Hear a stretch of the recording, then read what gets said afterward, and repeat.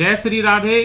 दोस्तों, सबसे पहला आपका जो सवाल है वो ये है कि क्या 15 जनवरी को विड्रॉल शुरू होगा या नहीं।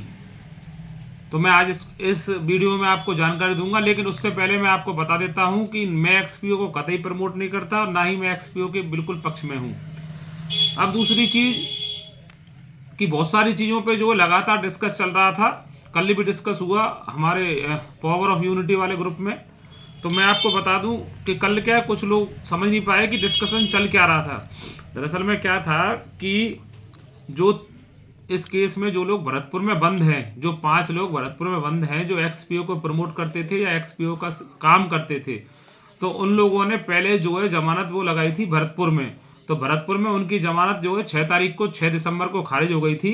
तो 6 दिसंबर को जो जमानत खारिज हुई थी, तो 6 दिसंबर को क्या हुआ था कि इन पांचों की पांचों लोगों ने जो है जमानत लगाई थी भरतपुर में, तो पांचों की जमानत खारिज हो गई थी। फिर उसके बाद क्या हुआ, उसके बाद इनमें से सिर्फ 3 लोगों ने हाई कोर्ट की ओर रुख किया। मतलब पांचों की पांचों ने नहीं किया, सिर्फ 3 लोगों ने हाई कोर्ट की तरफ रुख किया। 3 लोगों ने जो हाई कोर्ट में जब बेल एप्लीकेशन लगाई थी, तो बेल हाई कोर्ट में इनकी बेल एप्लीकेशन पे सुनवाई चल रही थी। तो हाई कोर्ट में जो इनकी लास्ट जो दिसंबर में डेट थी वो 19 तारीख थी। तो 19 तारीख को जो डेट थी, तो 19 तारीख को जज साहब ने जो आदेश दिया उसमें ये कहा था कि नेक्स्ट डेट जो 7 जनवरी है, 7 जनवरी को जो इस केस के इन्वेस्टिगेशन ऑफिसर हैं उनको हाई कोर्ट ने तलब किया था कि आप केस डायरी लेके हाई कोर्ट आइए।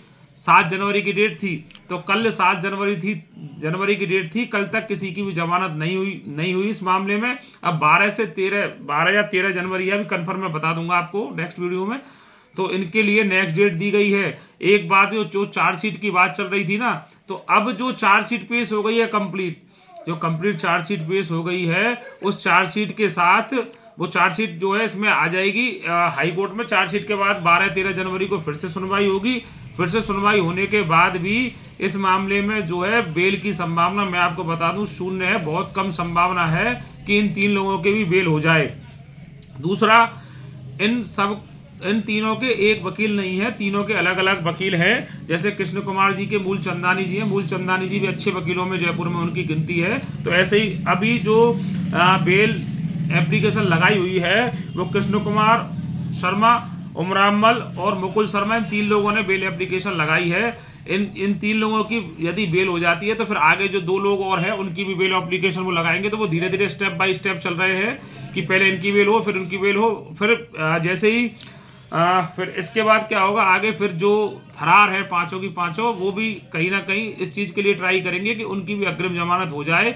लेकिन संभावना अग्रिम जमानत की उन लोगों की 1% भी नहीं है, ना हाई कोर्ट से ना सुप्रीम कोर्ट से। अब आप देखिए कि 15 जनवरी की डेट क्यों दी गई थी और 15 जनवरी का क्या सीन था। दरअसल में 15 जनवरी की डेट इसलिए दी गई, जो लोग जो इनके टॉप लीडर हैं उन्होंने बताया कि जो एक्सपीओ की जो मदर कंपनी है, जो एक्सपीओ की डीजी करके, वो डीजी जो है 15 तारीख तक सिस्टम को चालू कर देगी। मतलब 15 तारीख तक जो डीजी के लोग हैं उनको पैसा देना शुरू कर देगी। तो उनका कहना यह है कि 15 से 20 जनवरी तक वो पैसा विड्रॉल देना लोगों के लिए शुरू कर देगी, और 12 से 13 जनवरी तक जो डीजी का जो सिस्टम है, जो वेबसाइट है या ऐप है, जो भी है, उस पर आपको ट्रेड 12-13 जनवरी तक देखने को मिल सकता है, और 15 से 20 जनवरी तक जो है डीजी जो है विड्रॉल दे देगी। तो मैं आपको एक चीज स्पष्ट कर दूं कि 15 जनवरी तक एक्सपीओ शुरू नहीं हो रहा है।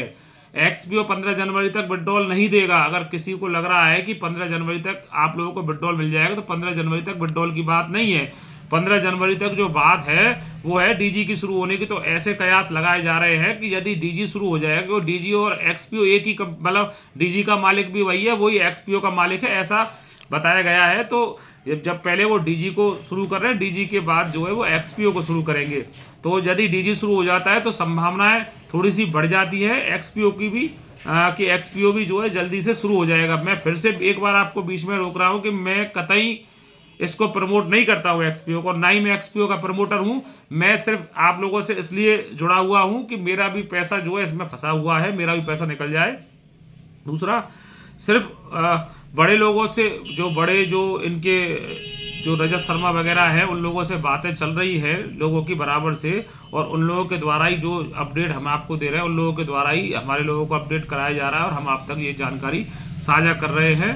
और ऐसा भी बताया जा रहा है कि ये जो बड़े लीडर हैं ये भी बहुत परेशान है। परेशान होना तो लाजमी है, जब ये लोग वांटेड बन गए, पुलिस इनके पीछे है, तो ये भी क्योंकि फरारी काटना भी क्या है, इतना आसान बात नहीं होती है। पैसा तो आखिर में इन लोगों को लौटाना ही है, और आप लोग ऐसे ही अपनी आवाज़ बुलंद करते रहेंगे तो आपका पैसा निश्चित ही आप लोगों के पास आ जाएगा। और आप लोगों का काम है प्रयास करना। 15 जनवरी तक पावर ऑफ यूनिटी वालों ने बोला है कि 15 जनवरी तक वेट करें। 15 जनवरी तक यदि चीज़ें सही नहीं हुई तो 16 तारीख को वो उन्होंने इनके खिलाफ जो है एक्शन लेने की बात की है। आगे देखते हैं कि क्या होता है। आगे जो भी अपडेट होगी आप लोगों के साथ साझा की जाएगी।